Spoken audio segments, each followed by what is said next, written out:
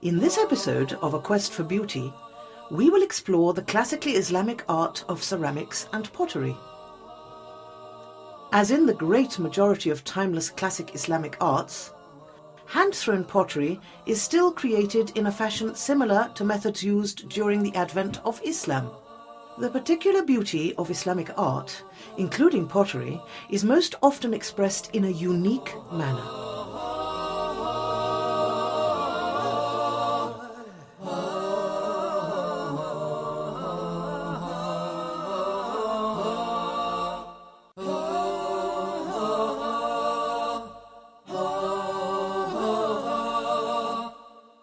The pure forms of the hand-rendered crafts contain similar themes and recurring motifs. In the Muslim world, the representation of the human form is not used. In traditional pottery, Islamic motifs, which include geometric patterns, floral decorations, vines and Arabic calligraphy, are the particular signatures.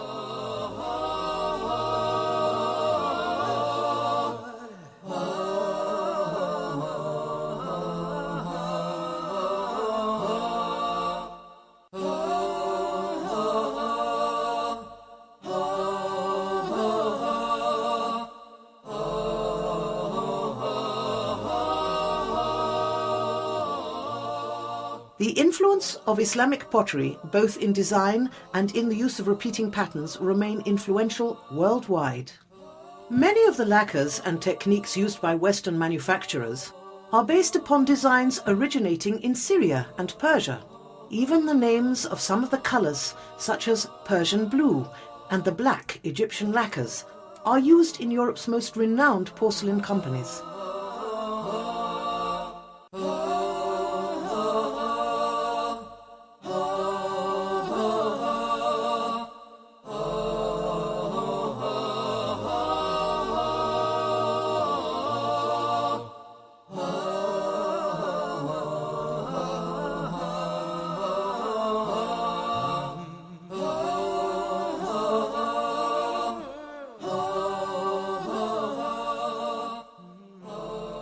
Many of these ancient Islamic designs were adapted by other nations. The uniqueness of Islamic pottery can be seen today as a continuing artistic design influence. Originally, most pottery served a utilitarian purpose. It later evolved into increasingly decorative pieces. These works often incorporated greater details, colours that are more vibrant, and an emphasis on graceful adornment.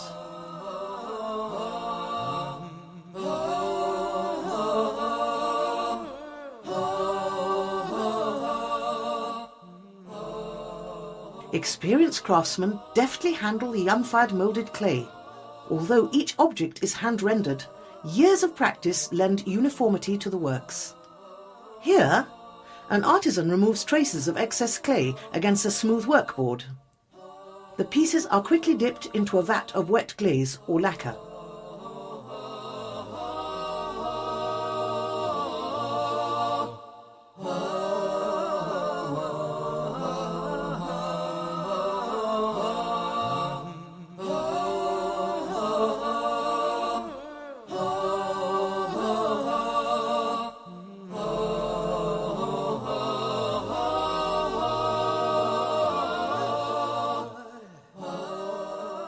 Excess liquid is efficiently removed.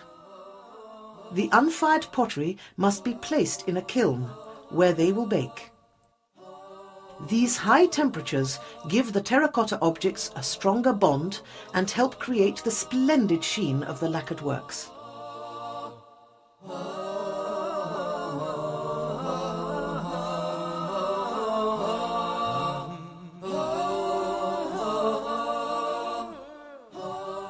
If any air bubbles are present in the unfired work, the piece may explode and damage nearby objects as well.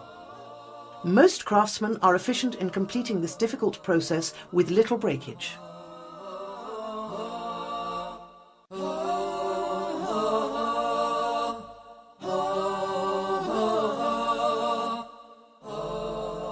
The kiln doors must be securely closed due to the intense heat, and the necessity of creating a vacuum-like environment.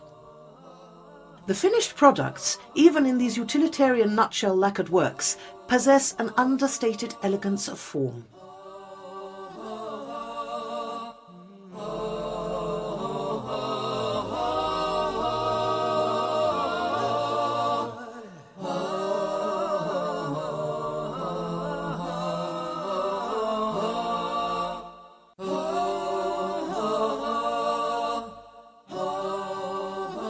The variety of pottery and ceramics is vast.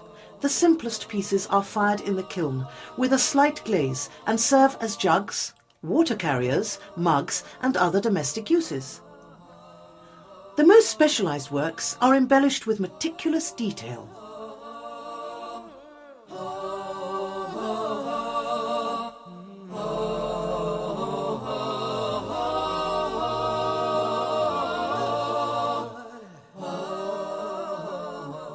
These ornamental works often have a variety of graceful designs and vibrant colours.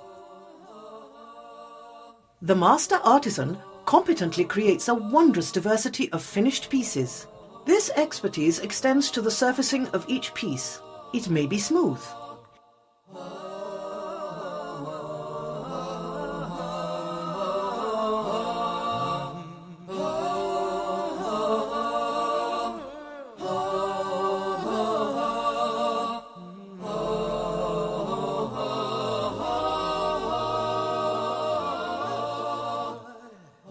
it may deliberately show the groove of the potter's wheel, or it may be distressed or gravelled in appearance. In the antique pieces, one may find pieces pure, elegant and of clean lines. Other pieces are highly glazed, often with sprig-moulded lips or floriated borders. There are a boundless variety of ceramics, both those created for domestic use and those prized for their extensive decoration and elegant form.